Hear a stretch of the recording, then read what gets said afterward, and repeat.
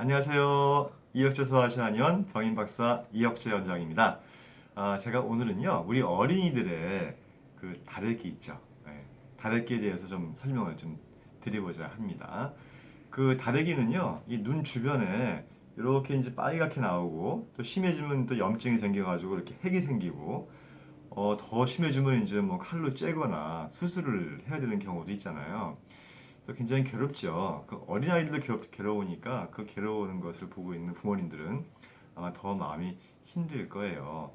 이 다래끼의 특징이 그런데 그렇게 이제 뭐 치료를 해서 좋아졌더라도 시간이 지나면은요 또 재발을 하는 수가 있어요. 그래서 1년에도 몇 번씩이나 수시로 다래끼가 재발되는 경우가 많아서 그게 참 걱정이죠. 그죠? 뭐 한 번 면역이 되면 다시 오지 않는다거나 이러면 좋은데 다래끼는 그렇지가 않아요. 그러면 이 다래끼가 왜 올까? 이걸 좀 자세하게 알면 우리가 예방하는 방법도 좀 알 수 있겠죠. 제가 그래서 이 다래끼가 왜 오는가에 대해서 일단 설명을 좀 드리겠습니다. 다래끼는요, 결론적으로 말씀드리면 면역력이 약해져서 오는 거예요. 면역력이 약해지고 기혈순환이 안 되면 그걸로 인해서 다래끼가 발생을 하는 것입니다. 면역력이 그런데 왜 약해질까요? 이게 중요한 것이죠. 면역력이 약해지는 이유를 알아야 면역력을 강화시킬 것이고, 그래야 다래끼를 예방할 수 있지 않겠어요? 이 면역력이 약해지는 원인이 바로 병인이에요. 그 병인 중에서도 가장 많이 관여하는 병인이 식적과 노건과 이렇게입니다. 또 한 가지는 외감이라고 해서 감기 증상으로 해서 면역이 약해져서 오는 경우도 있는 거예요. 이런 부분들을 잘 감안해서 치료하고 예방을 하면 되는 것인데요. 예를 들어서 이 식적으로 인해서 면역이 약해졌다. 어떤 경우일까요? 이런 거예요. 평상시에 달고 기름진 음식을 너무나 많이 먹는 아이들이 있죠. 이런 아이들 중에서 한 번씩 이렇게 주기적으로 이렇게 다래끼가 나는 경우가 있어요. 또 평상시에 이렇게 많이 먹는 아이들이 아니라도요. 예를 들자면 뭐 얼마 전에 무슨 뭐 어떤 동네 잔치가 있어가지고 한꺼번에 뭘 많이 먹었다거나 또는 어디 놀러 갔는데 음식이 너무 좋아서 온 가족이 함께 음식을 많이 먹었어요. 그때 우리 아이가 갑자기 안 먹던 것을 많이 먹고 와서 며칠 뒤에 다래끼가 올라왔다면 그것은 식적이 원인이 되는 것입니다. 또 한 가지는 노건은 말이죠. 과로하는 거죠. 근데 뭐 어린아이들이 무슨 과로를 할까 하겠지만 요즘 아이들 진짜 하는 거 많아요. 학교 갔다 와서 뭐 놀 수 있는 환경이 아니잖아요. 놀려고 나가봐야 놀이터에 아이들은 한 명도 없습니다. 결국은 이제 아이들 만나기 위해서 학원을 가야 된다 이런 말이 나올 정도로 학교 갔다 와서 정말 하는 게 많잖아요. 그러다 보니까 아이들이 체력적으로 많이 힘이 들어요. 체력적으로 힘이 들면 노곤이라고 하는 병이 발생하면서 기운이 빠지면서 그 틈을 타서 다래끼가 올라오는 경우가 있습니다. 그리고 다음으로 이제 음허라는 게 있어요. 음허라는 거는 좀 타고나기를 이 진액을 담고 있는 기능이 약해서 타고난 이제 그런 경우인데요. 대부분 신장 기능이 약해서 많이 오는 것입니다. 특히 이런 아이들이요. 찬 걸 너무 많이 먹게 되면 열이 위로 몰리면서 다래끼가 많이 발생을 하게 돼요. 또 마지막 경우는 이제 감기 있죠. 감기 증상을 오래 앓게 되면은 또한 면역이 약해지면서 다래끼가 발생할 수가 있습니다.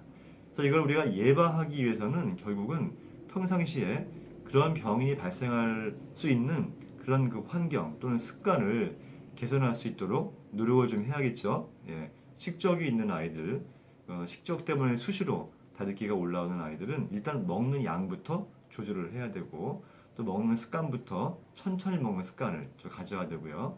또 먹는 음식도 좀 기름진 거나 너무 다른 음식들은 줄여야 되는 거겠죠. 그리고 노건 때문에 다래끼가 올라오는 아이들. 이건 엄마들이 바로 알 수 있어요. 아이가 되게 피곤해하고 입맛도 없어 되게 힘들어하면은 눈부터 붓고 눈부터 다래끼가 올라오는 아이들이 있어요. 그건 노건이거든요. 그런 경우에는 충분한 휴식과 함께 담백한 음식들을 잘 보충을 해 줘야 되는 것이죠. 또 이 음허가 있는 아이들 있죠. 이런 아이들은 절대로 찬 거 좋아한다고 해서 너무 찬 걸 많이 먹이면 안 됩니다. 밤에 푹 재워야 되고요. 그리고 감기 증상으로 해서, 그러니까 감기 증상을 수시로 이제 앓는 아이들이요. 그건 외감으로 해서 오는 것들인데, 이런 것들은 또 면역을 좋아질 수 있도록 그런 이 감기에 그 도움을 줄 수 있는 뭐 약차요법이나 또 한약 이런 것들을 평상시에 먹이면 도움이 되겠죠. 근데 그 다래끼는요, 이 감염성 질환은 아니에요, 그죠? 면역이 약해서 오는 것이기 때문에 뭐 주변 사람들한테 다래끼를 옮기고 뭐 이런 것은 아닙니다. 그러니까 한간에 뭐 다래끼 있는 사람 눈 쳐다보면 뭐 옮긴다 이렇게 이제 잘못 알고 있는 분들이 많은데, 그건 전염성 질환이 아니기 때문에 걱정하실 필요가 없다는 거예요. 그 대신 2차 감염이 올 수는 있어요. 무슨 말이냐면 다래끼 초기에 눈꺼풀이 이제 붓고 열이 나고 하면 가려워요. 가려우니까 무의식적으로 막 비빌 수 있거든요. 또 어른들은 이제 이렇게 조심해야 되는 걸 알기 때문에 조심하는데, 아이들은 정말 무의식적으로 아무 생각 없이 눈꺼풀을 막 비벼요. 비비다 보면은 그것이 이제 염증이 심해지면서 2차적으로 더 안 좋은 상태로 빠질 수 있기 때문에 절대 아이들한테 눈을 비비게 해서는 안 되고요. 또 한 가지는 개인 위생을 철저하게 해야 되는데, 특히 손 씻기를 잘해야 돼요. 이 손에서 여러 가지 감염이 될 수 있는, 그죠? 네. 상황이 생길 수 있기 때문에 항상 손을 깨끗하게 씻도록 그렇게 좀 주의를 하셔야 되고요. 그래서 이 다래끼는요, 예방도 중요하지만 처음에 다래끼가 탁 올라왔을 때 있죠. 이렇게 약간 붓고 아프고 가렵고 뭐 자결감이 있을 때, 이때 빨리 한의원에 오시면 돼요. 오시면 그때는 간단하게 침만 맞아도 정말 귀신같이 확 좋아지는 경우가 굉장히 많습니다. 근데 이거를 이제 이런 증상이 처음에 왔을 때 이걸 무시하고 가만두잖아요. 그러면 그 속에 핵이 생긴다거나 또 농약이 생겨서 다래끼가 커지는 경우가 있어요. 이런 경우에는요, 어떤 경우는 가만둬도 좋아지는 경우도 있겠지만, 또 어떤 경우는 칼로 째서 이렇게 해야 되는 경우도 있기 때문에, 다래끼는요, 항상 우리가 주의해야 될 게 초기에 빨리 와서 치료를 한다. 그리고 초기에 치료를 하면 침만 맞아도 정말로 놀라울 정도로 빨리 좋아질 수 있는 방법이 있다. 이건 반드시 명심을 하시기 바랍니다. 제가 집에서 좀 다래끼를 예방할 수 있는 방법을 한 가지를 팁을 좀 말씀드릴게요. 이 다래끼는 제가 처음 말씀드린 것 같이 면역이 약해서 오는 거긴 한데, 면역이 약해지면서 정상적인 눈 주변에 있는 기혈 순환이 막혀서 오는 거예요. 막히니까 이제 올라오는 거겠죠. 그래서 평상시에 이 눈 주변에 기혈 순환을 잘 될 수 있도록 도움을 줄 수 있는 방법이 있는데, 그게 뭐냐면 바로 눈찜질이에요. 어떤 눈찜질이냐 하면, 여러분 집에서 쓰고 있는 손수건 있잖아요. 손수건 중에서 잘 안 쓰는 거 있죠. 그 안 쓰는 면 손수건을 이렇게 반을 접어서 꿰매요.